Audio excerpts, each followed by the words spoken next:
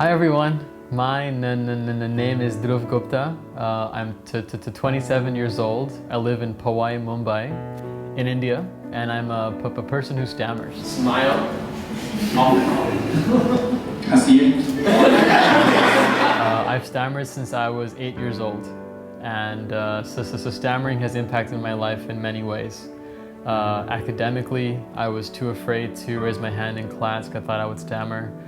Socially, I was really afraid to go up and talk to people and be involved in a friend group because I was afraid I'll stammer. Also professionally, in job interviews, going for a job interview, just being so scared that the first words coming out of my mouth would be like, "Hi, I'm Dhruv," and the employer will just completely reject me on the spot. I did receive some speech therapy growing up when I was a kid, but a lot of that speech therapy was really focused on trying to make me fluent, and a byproduct of that was making me believe that stammering is wrong, that I shouldn't be stammering. Let me tell you now a bit about what stammering is. So stammering is basically a speech disorder that's characterized by breaks in the flow of speech, even though the person knows what they want to say.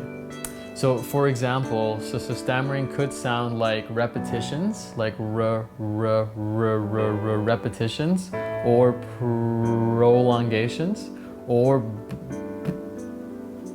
blocks, where there's absolutely no airflow coming out. Over time, people who stammer sometimes also develop secondary behaviors. So a lot of, they could develop tension because they're really trying to get the words out and really trying not to stammer. And that develops a lot of tension sometimes in the throat, face, mouth area, and even the hands. When we talk, we always think what others think of us. So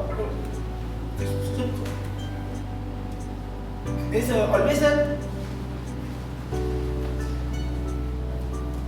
fear in the mind, fear that constantly generates. Stammering is a global communication or speech disorder. People in all cultures, all countries stammer. As you can see, people in India stammer, people in the US stammer.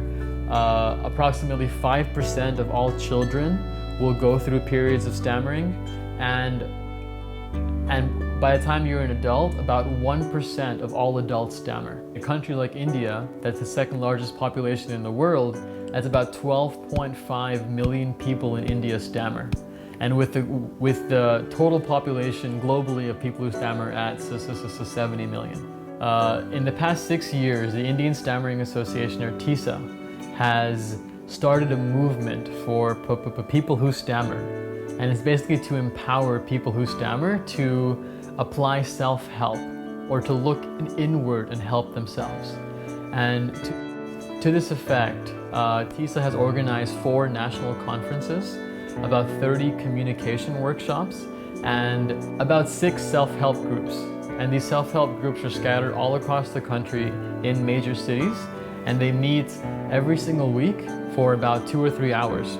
TISA is completely volunteer run. So every person involved with TISA is just doing it because out of a selfless service to give back to other people who stammer. One example of a great event we just had in TISA is the FREINDS Convention. And it was the first time we were having a FREINDS Convention in India. We had about 60 participants, and the whole aim of that convention was for children and teenagers who stammer to realize that they're not the only ones in the world who stammer, to meet other kids and teenagers who stammer, and meet adults as role models. And it was also for their parents. Help you, Mama. To learn more about stammering and to really learn that it's okay to stammer. It's okay that their child stammers, and their child is going to grow up to be a wonderful person like all the other adults who stammer. Also, it was for SLPs and speech therapists. So the speech therapists could learn about what are the best ways to work with people who stammer, to learn about acceptance as an actual therapy practice. Now, to reach out to this 12.5 million Indians who stammer, we need to do a lot more. And this is why Speak was created in collaboration with the Indian Stammering Association. And we want to run a 1-year focused intervention to reach out to all these other people who stammer who have not been able to receive any sort of guidance or counseling about their stammering. We plan to run 4 activities, basically broken down into these 4 different categories. The first category is to strengthen and initiate self-help groups, the self-help group movement all across India. The second is to create resources like our self-help manual Apna Hath Jagannath. The third is events, to help us sponsor more people to come to our events. So the national conference, the communication workshop, and the FREINDS Convention. And the fourth is to help train SLPs, to have more SLPs who work in government hospitals that offer free therapy, and also SLPs who have private clinics, to learn more about the best ways to work with people who stammer. So those are the 4 broad categories: self-help groups, creation and distribution of resources, allowing more people who stammer and families and kids who stammer to attend our events. And the fourth is to help train more SLPs, more speech therapists.